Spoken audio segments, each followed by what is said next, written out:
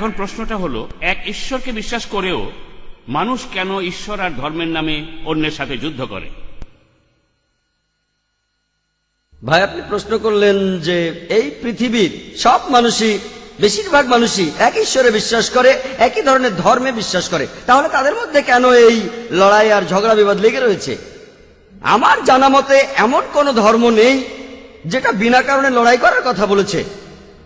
কোন ধর্মই এ কথা বলে না, কোরআন বলে না, বেদ বলে না, বাইবেল বলে না, বিনা কারণে লড়াই নয়।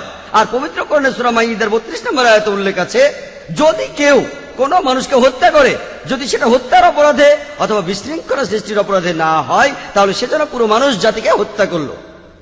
কোরআন বলছে না কোন মুসলিমকে হত্যা করলে পুরো মানুষ জাতিকে হত্যা করা হবে। আপনি যে কোনো মানুষকে হত্যা করেন, যদি হত্যার অপরাধে না হয়, বিশৃঙ্খলা সৃষ্টির অপরাধে, তাহলে আপনি যেন পুরো মানুষ জাতিকে হত্যা করলেন। তাহলে কোন ধর্মই শেখায় না যে বিনা কারণে অন্যের সাথে লড়াই করতে হবে। যদি কেউ আপনার উপর অত্যাচার করে, তখন বেশিরভাগ ধর্মই বলে আপনি অত্যাচারকে প্রতিরোধ করবেন। কোরআন এই কথা বলছে সূরা আনফাল, সূরা তাওবা, যদি কেউ আপনাকে ঘর থেকে তাড়িয়ে দেয়, আপনার থাকার জায়গা জমি জমা কেড়ে নেয়, সেক্ষেত্রে আত্মরক্ষার জন্য লড়াই করবেন। গীতা এই কথা বলছে, পুরা ভগবত গীতাকে বলা হয় বেদের নিঃসৃত অমৃত। এখানে শ্রীকৃষ্ণ উপদেশ দিচ্ছেন অর্জুনকে যে দেখো, তুমি সত্যের জন্য যুদ্ধ করবে, শত্রুপক্ষ যদি তোমার আত্মীয় স্বজন হয়, থেমে যেও না, তারা ভুল করে থাকলে লড়াই করবে।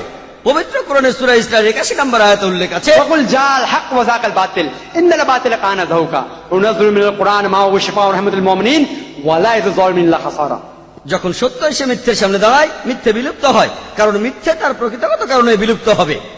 পবিত্র কোরআন হলো বিশ্বাসীদের জন্য আল্লাহর রহমত। কোরআন বিভিন্ন স্তরে নাজিল হয়েছে, কিন্তু যে লোকগুলো হলো অবিশ্বাসী, তারা শুধুই ক্ষতিগ্রস্ত হতে থাকে। তাহলে কোন ধর্মই আপনাকে লড়াই করার কথা বলে না, তবে আত্মরক্ষার জন্য হলে বলে। একজন পুলিশও আত্মরক্ষার জন্য ডাকাতকে হত্যা করে, অপরাধীদের হত্যা করে। সাধারণ অবস্থায় স্বাভাবিক পরিস্থিতিতে মানুষ কোন রকম লড়াই করবে না, কিন্তু তারপরেও আমি জানি মানুষ লড়াই করে। কেন? এর কারণটা জানেন?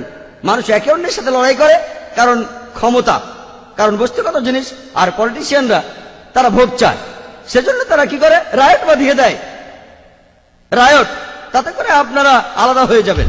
হিন্দুরা ভোট দেবেন হিন্দুদের, আর মুসলিমরা মুসলিমদের। পলিটিশিয়ান যদি বিল্ডার জমি দখল করতে চায়, জমি দখল করা যাচ্ছে না, সেখানে হাজার হাজার মানুষ, তখন সে কি করবে? তখন সে বাঁধিয়ে দেবে একটা রায়ট, ধর্মগুলোর নাম নিয়ে।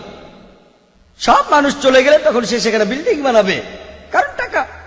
তাহলে এই লোকগুলো ক্ষমতার জন্য, টাকার জন্য, বস্তুগত জিনিসের জন্য এই লোকগুলো রায়ট বাঁধিয়ে দেয়। তা না হলে সাধারণ হিন্দু আর মুসলমান আলহামদুলিল্লাহ একে অন্যকে ভালোবাসি, আমরা অমুসলিম ভাইদের ভালোবাসি।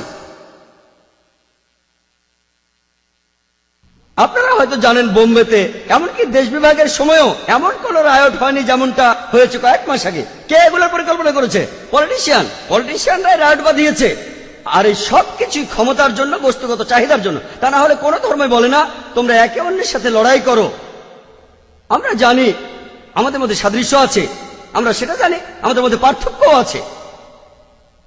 কিন্তু একজন পলিটিশিয়ান সব মানুষের সামনে বলছে যে রামও খোদা, আল্লাহ খোদা, মানুষের সামনে, আর আড়ালে পরিকল্পনা করছেন রায়টের।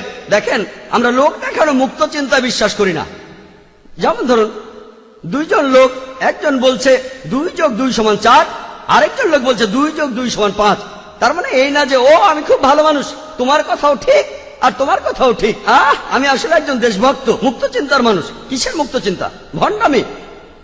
আমি সেখানে বলবো যে বলছে 2 + 2 = 4 সে ঠিক, আর যে বলছে 2 + 2 = 5 সে ভুল। তবে আমি কোনো লড়াই করব না, আমি তোমাদের সত্যি কথাটাই বলবো, কিন্তু লড়াই করব না। আর পবিত্র কোরআনে সূরা কাফিরুনের 1 নম্বর আয়াত থেকে 6 নম্বর আয়াতে বলছে, কুলি আইয়ুহাল কাফিরুনা লা আবুদ মা তাবুদুনা ওয়া লা আনতুম আবিদুনা মা আবুদ ওয়া লা আনা আবিদু মা আবাদতুম ওয়া লা আনতুম আবিদুনা মা আবুদ লাকুম দীনুকুম ওয়ালিয়া দীন। সেই সব কাফিরদের বলো, আমি তোমাদের উপাস্যের উপাসনা করব না, তোমরাও আমার উপাস্যের ইবাদতকারী নও। তোমরা যার উপাসনা করো আমি তাদের উপাসনা করব না, তোমরাও আমার উপাস্যের ইবাদতকারী নও। তোমাদের দিন তোমাদের, আমার দিন আমার। আপনি আপনার ধর্ম নিয়ে থাকেন, আমি আমারটা। আমি আপনার সামনে সত্যটা তুলে ধরবো। ভাই, মূর্তি পূজা করবেন না, ঈশ্বর সম্পর্কে কোনো ভুল ধারণা রাখবেন না। তারপরও যদি রাখেন, লাকুম দীনুকুম ওয়ালিয়া দীন, আপনার দিন আপনার কাছে, আমার দিন আমার। পবিত্র কোরআনে সূরা বাকারা 256 নম্বর আয়াতে বলছে, লা ইকরাহা ফিদ-দীন, দ্বীনের ব্যাপারে কোনো জবরদস্তি নেই। সত্যপথ ভ্রান্তপথ থেকে সুস্পষ্ট হয়েছে।